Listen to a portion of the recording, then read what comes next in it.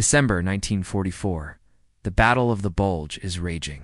American forces are surrounded in the Belgian town of Bastogne, desperately holding out against a massive German offensive. They're running low on ammunition, food, and medical supplies. Their situation looks hopeless.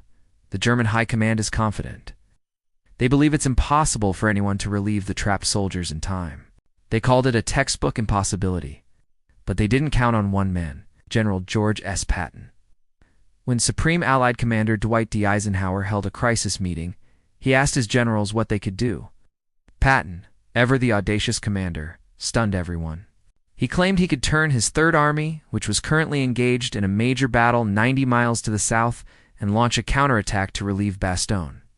When Eisenhower asked how long it would take, Patton's reply became legendary: 48 hours.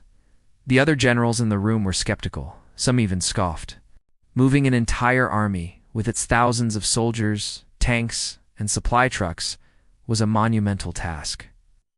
Doing it in the dead of winter, through icy roads and blizzard conditions, while actively fighting another battle, seemed like pure fantasy. German intelligence reports agreed. They calculated that such a maneuver would take at least a week, probably longer. For them, Patton's plan wasn't just ambitious, it was impossible. But Patton wasn't just bluffing. He had anticipated this exact scenario. Days before the meeting, he had his staff draw up 3 separate contingency plans for turning his army north. He was always 3 steps ahead. The moment he got the green light, he unleashed a logistical and strategic masterpiece. He famously told his staff, "We're going to have to be what I call a little un-American."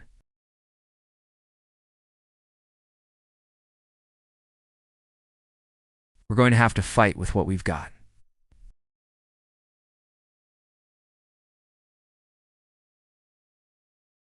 And thousands of vehicles disengaged from their current fight, pivoted 90 degrees, and began a grueling march north.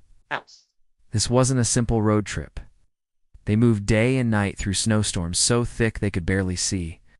The roads were a treacherous mix of ice and mud. Engineers worked around the clock, building bridges and clearing paths, while mechanics struggled to keep the tanks and trucks running in the sub-zero temperatures.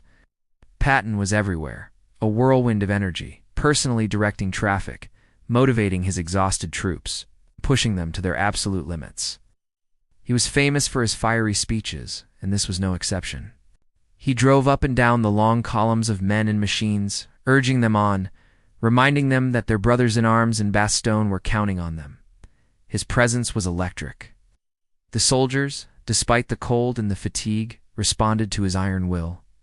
They knew the stakes. And then the impossible happened. Just 72 hours after Patton made his audacious promise, the lead elements of his 4th Armored Division smashed into the German lines surrounding Bastogne. They broke through the siege on December 26th, linking up with the beleaguered 101st Airborne. For the soldiers in Bastogne, the sight of Patton's tanks rolling into town was nothing short of a Christmas miracle. This incredible feat didn't just save Bastogne, it changed the entire momentum of the Battle of the Bulge. It was a stunning display of leadership, planning, and sheer determination. The Germans, who had bet everything on the impossibility of a quick relief effort, were caught completely off guard.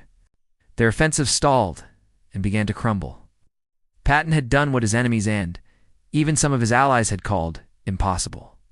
He proved that with bold leadership and unwavering resolve, you can rewrite the rules of what's possible. It remains one of the most remarkable operational achievements in all of military history.